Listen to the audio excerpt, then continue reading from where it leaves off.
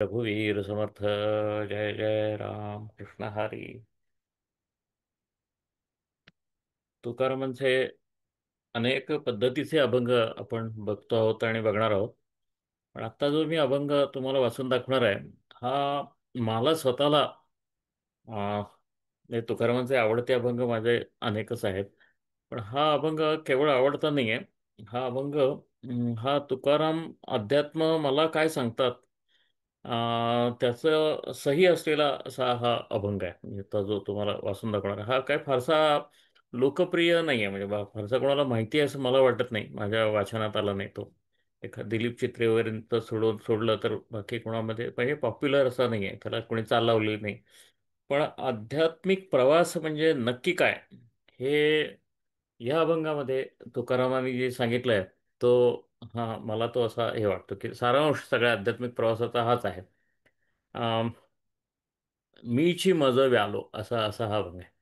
तर हा तुकाराम वाचणाऱ्यांना माहिती असतो, पण सर्वसाधारण लोकांना तो माहिती नाही. पण हा अतिशय महत्त्वाचा अभंग आणि आध्यात्मिक प्रवासामध्ये सुद्धा एक दिशा दाखवणारा असा हा अभंग आहे. दिशा म्हणजे तुम्ही कोणत्या मार्गाने जा वगैरे असं नाही.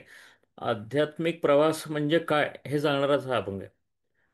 हा मला स्वतःला तुकारामांच्या अभंगांवर तुकारामांच्या कवितेवर एक कार्यक्रम करायची इच्छा आहे. फार वर्षांपासूनची आहे, पण धाडस होत नाही की आपण तुकारामांवर अजूनही लिहू शकतो, बोलू शकतो, असं धाडस अजून झालेलं नाही. पण ते जेव्हा केव्हा होईल, होईल म्हणजे अजून काही वर्ष आहेत आपल्याकडे, तर ते होईल तेव्हा त्या कार्यक्रमाचं नाव हे असणार, मीची मज व्यालो असं असणार. व्यालो म्हणजे जन्माला आलो. आपण तो अभंग बघूया. मीची मज व्यालो, पोटा आपुलिया आलो. विणे तुम्हाला माहित आहे ना, एखादी गाय विते तर कालवड जन्माला येते. इथे असं आहे, मीच मज व्यालो, मीच मला जन्म दिला आणि मीच माझ्या पोटी जन्माला आलो. आता हे खरं हा वेदांतापेक्षा सुपर वेदांत तुकाराम महाराज आपल्याला सांगताय. मीची मज व्यालो, पोटा आपुलिया आलो.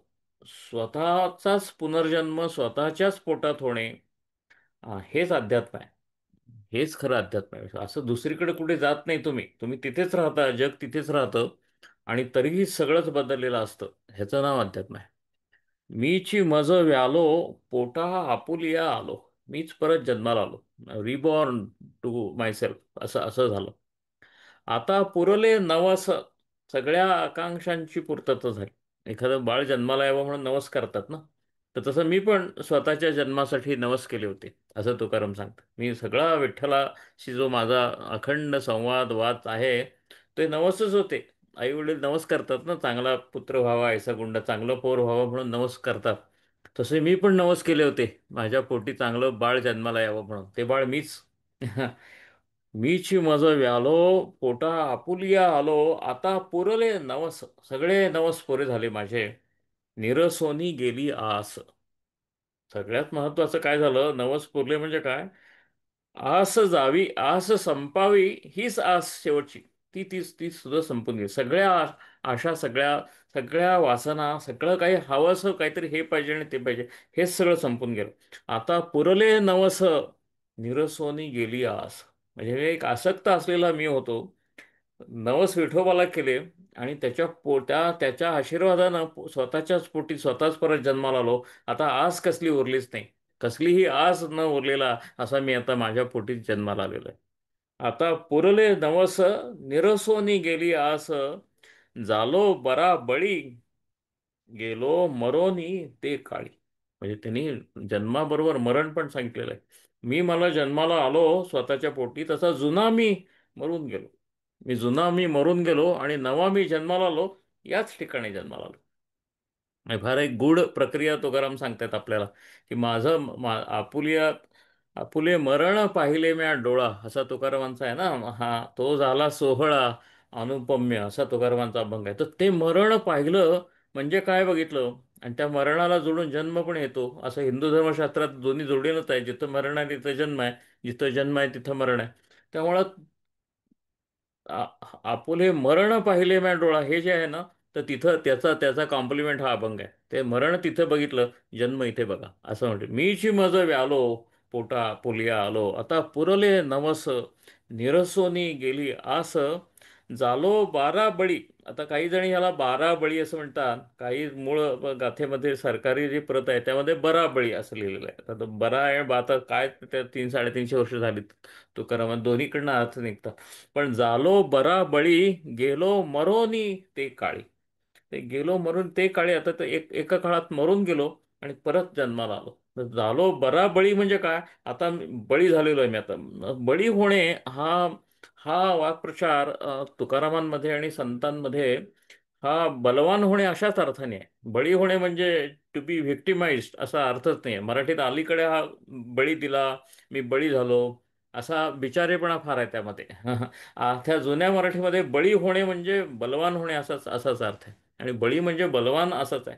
आता बळी बळी दिला गेलो मी असा जो मराठीत वाक्प्रचार आला त्याचा संदर्भ बळी परंपरेशी आहे. तो विष्णूनं जो बळी दिला तो बळी पाताळात गाडला गेला. त्यामुळे बळी झालो ह्याचा आमच्या लौकिक मराठीमधला अर्थ जो आहे, कारण हा बळी हा एक राजा होता आणि बहुजनांचा राजा होता तो. आणि म्हणजे त्याला अनेक पदर आहेत त्या सगळ्या गोष्टीला.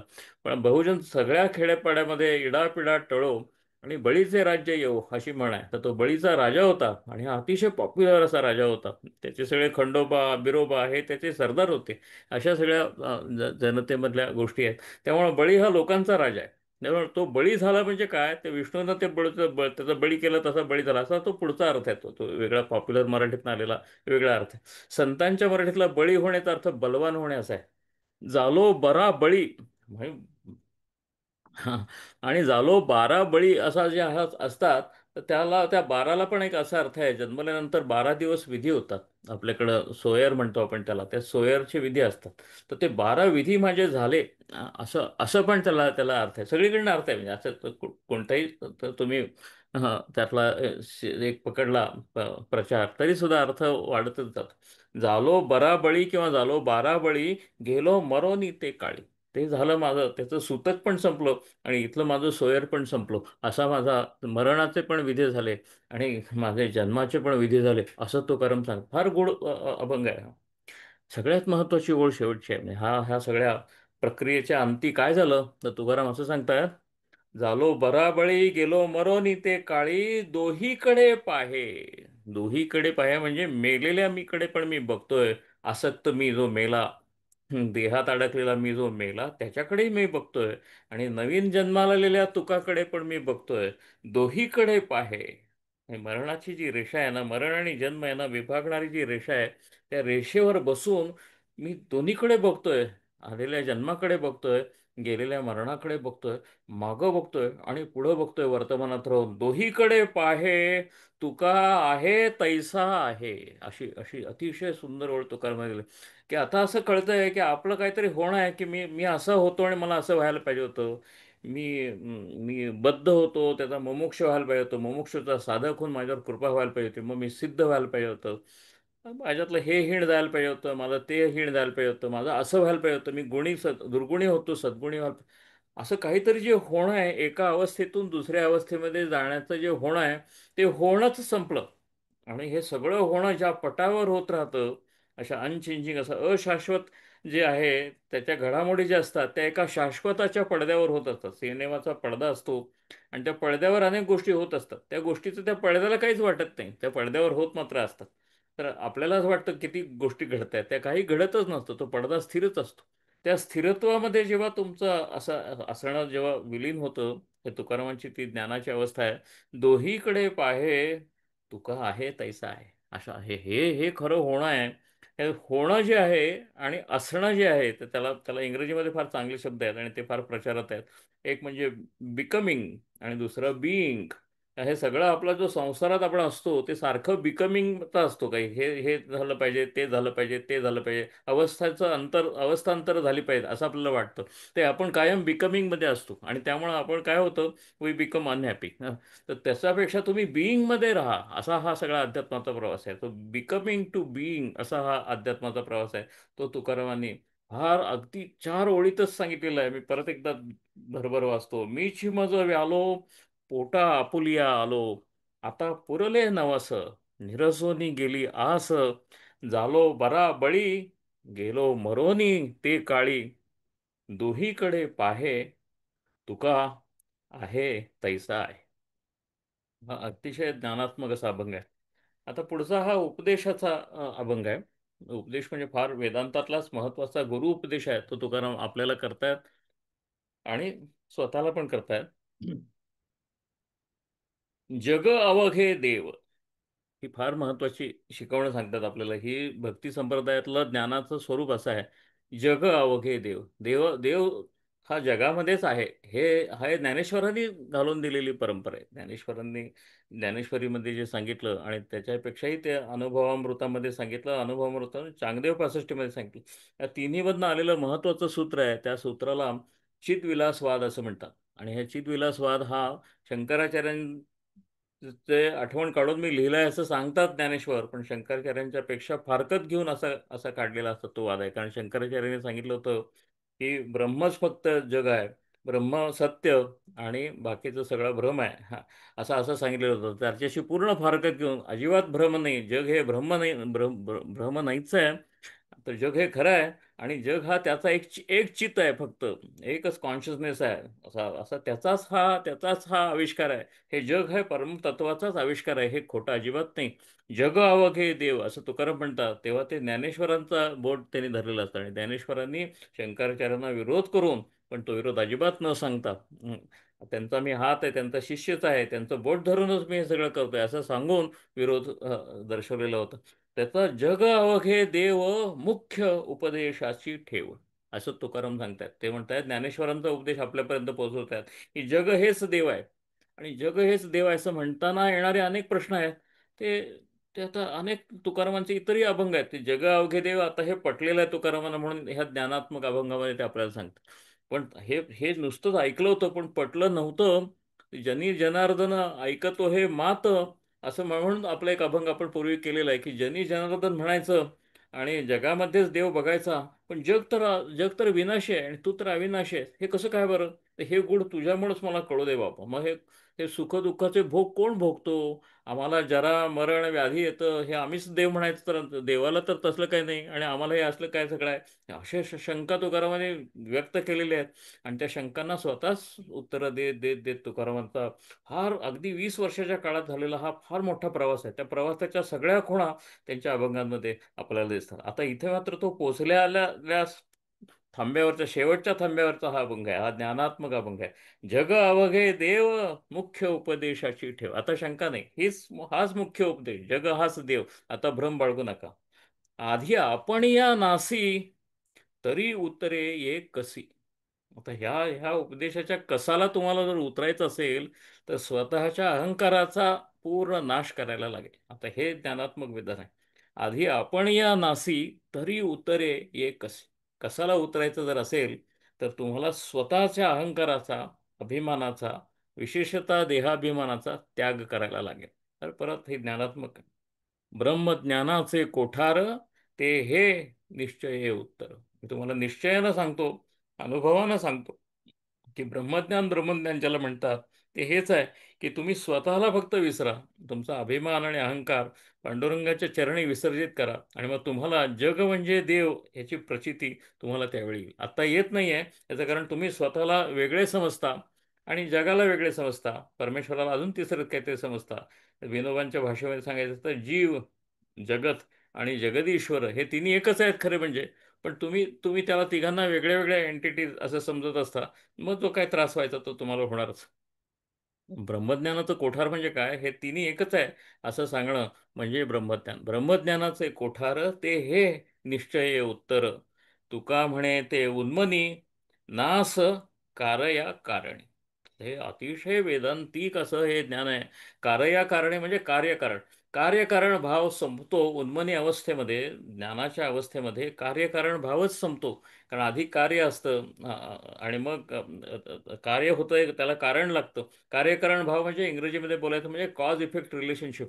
एक एक एक एचं कारण बी असतं, मग ए आधी होतं, मग मग मग बी होतं.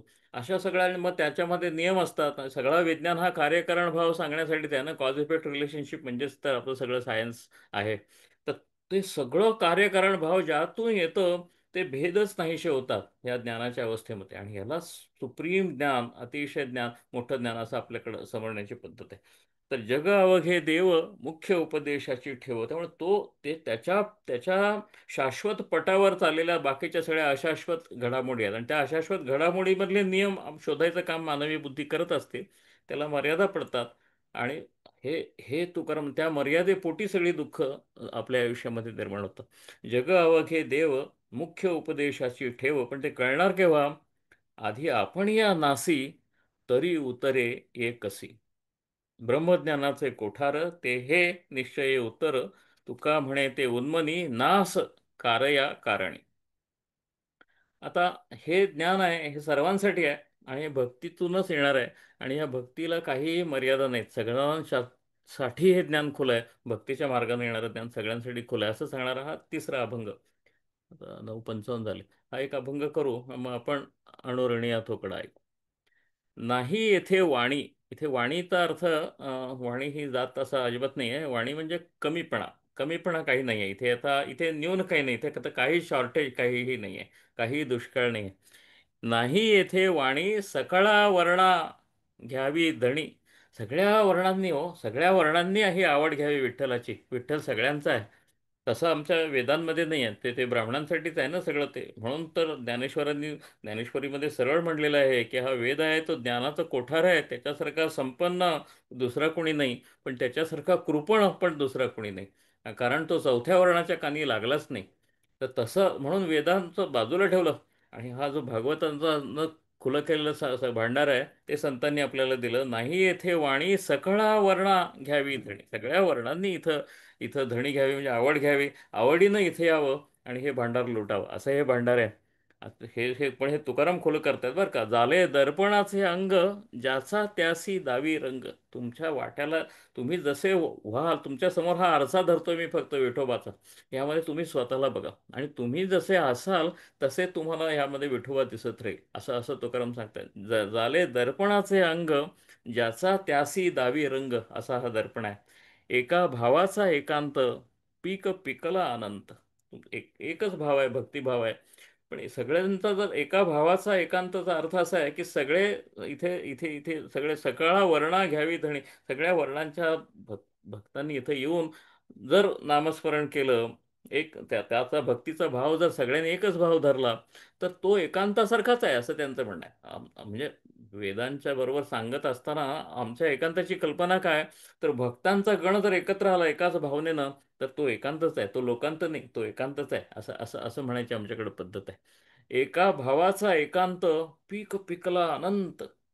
मग मग त्याला भक्तीचं पिकाला हा विठ्ठल लगडून येणार, आणि त्याचं अनंत पीक येणार. आणि ते पीक काढायला आणि त्याचं खळं करायला म्हणून मी बसलेलो आहे. असा असा असा असा असं असं तुका म्हणे. तुका खळे दाणी, करी बैसोनी वाटणी. तुमच्या वाट्याचं जे पीक आहे ते द्यायला मी इथं असा बसलेलो आहे, असं असं असं तुकाराम सांगतात. तर हे सगळे ज्ञानाचे अभंग आहेत. आणि म्हणून आपण हा ज्ञानाचाच अभंग जो आमच्या भीमण्णांनी गायला आहे ना, तो आपण ऐकूया. ऐकण्याच्या आधी अ, तर अभंग मी थोडक्यात सांगतो, त्याच्यामध्ये शब्द काय आहेत ते. अणुरणिया थोकडा, तुका आकाशा एवढा. आता हा अणू आणि रेणूपेक्षा सुद्धा छोटा, आणि आकाशा एवढा मोठा. हा दोन्हीकडे पाहे तुका आहे तैसा आहे. असा जो मगाचा भाव होता ना, तोच आहे. अणुरेणूमध्ये पण तुकाच आहे, आणि आकाशामध्ये पण तुका आहे. आणि अणुरेणूमध्ये एक्स आहे, आकाशामध्ये पण एक्स आहे. एकच ते तत्व आहे, त्याचे अनेक नावं आहेत. आणि त्याचं ज्ञान आता तुकारामानं झालेलं आहे. त्यामुळे ते म्हणतात की अणुरेणिया थोकडा, तुका आकाशा एवढा. मी अणुरेणीमध्ये पण आहे, आणि त्याचा मी मी मॅक्रोकॉझममध्ये पण मी आहे, मायक्रोकॉझममध्ये पण मी आहे. असं सगळीकडं मीच भरून राहिलेलं आहे. असं तादात्म्य विठ्ठलाबरोबर झालं आहे तुकारामांना. त्यामुळे ते काय म्हणतात, गिळून सांडिले कलेवर, भव भ्रमाचा आकार. तुम्हाला असं वाटतं की अरे हा अणूमध्ये पण आहे आणि आकाशामध्ये पण आहे, तुम्हाला यात विसंगती वाटत असेल, कारण तुम्ही ह्या जगात वावरताय, तुम्ही ह्या भ्रमानं ग्रासलेल्या जगामध्ये तुम्ही वावरताय. म्हणून तुम्हाला वाटतंय की तुका अणूमध्ये पण आहे आणि तुका आकाशामध्ये पण आहे, असं कसं असेल. तर तुम्हाला ते कळत नाही. मी काय केलंय, गिळून सांडले कलेवर.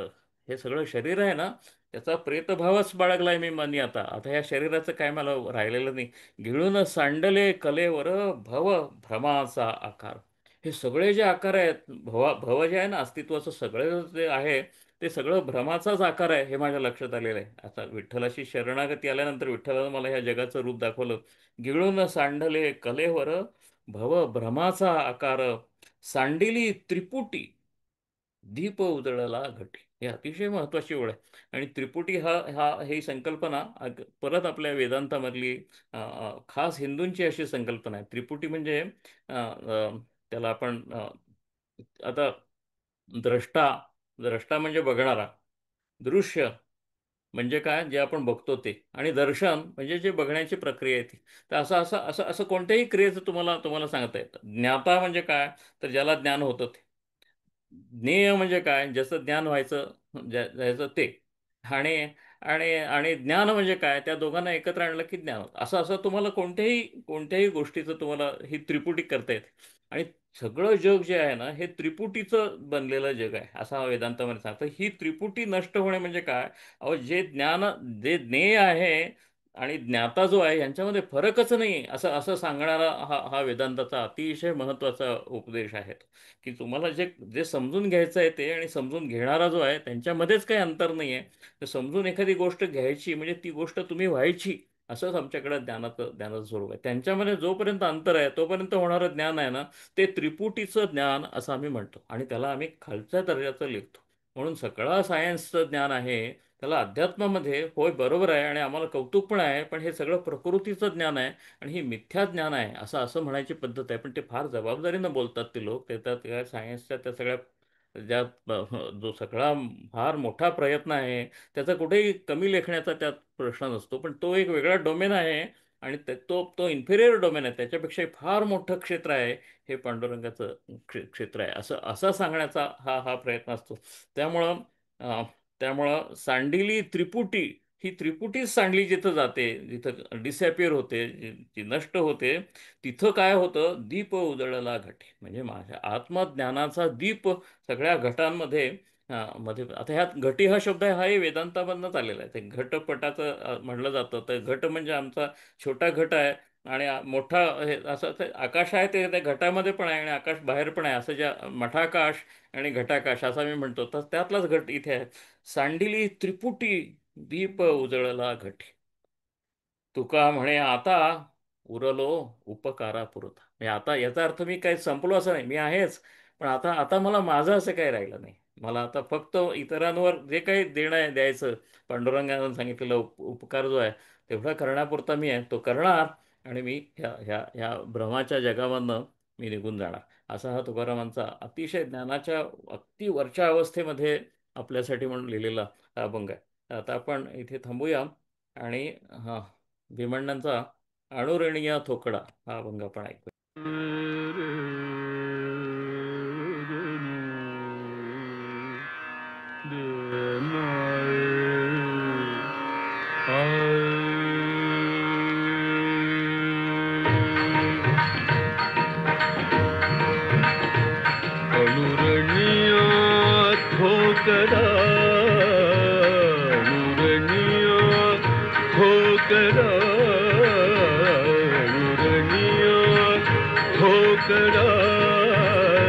तुका कसा रे बढा, तुका कसा रे बढा, तुका कसा रे बढा, तुका कसा रे बढा.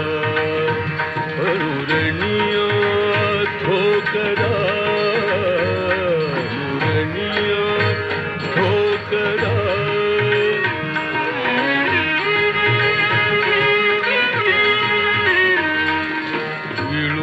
सांडले कलेवर, गिळून सांडले कलेवर, गिळून सांडले कलेवर, गिळून सांडले गिळून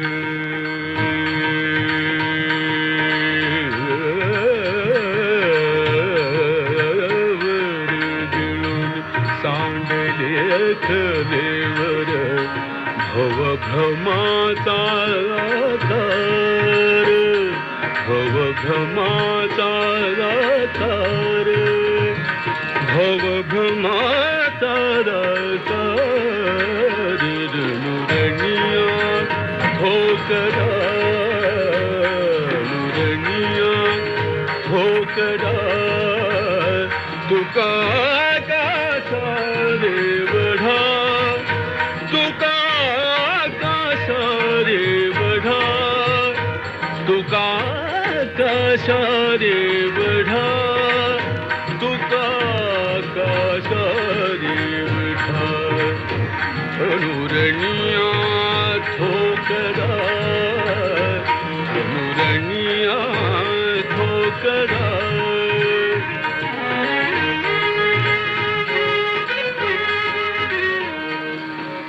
सांडिली त्रिपुटी,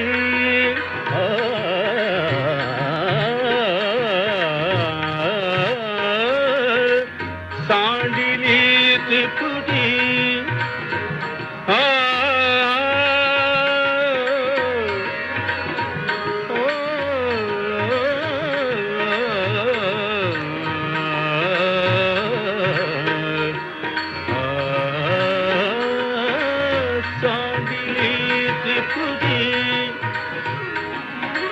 सांडिली त्रिपुटी, सांडिली त्रिपुटी,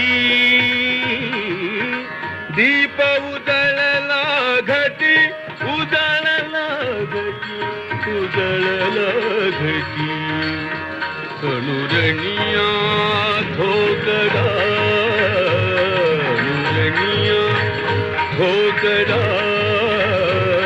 नुरनिया ठोकरा, तुका का सारे बढ़ा, तुका का सारे बढ़ा, तुका का सारे बढ़ा, नुरनिया ठोकरा, नुरनिया ठोकरा,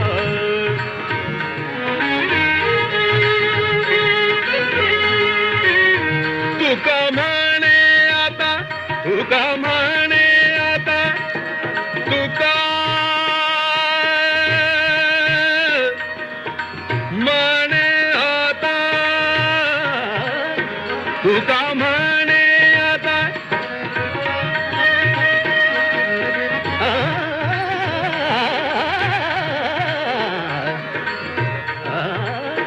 तुका म्हणे आता, उरला उपकारा, उरला उपकार पुरता, नुरनिया ठोकरा, नुरनिया ठोकरा, नुरनिया ठोकरा, तुका का सारे बढ़ा, तुका का सारे बढ़ा, तुका का सारे बढ़ा, तुका का सारे बढ़ा, तुका का सारे बढ़ा, तुका का सारे बढ़ा, तुका का सारे बढ़ा, तुका का सारे बढ़ा, नुरनिया ठोकरा, नुरनिया ठोकरा,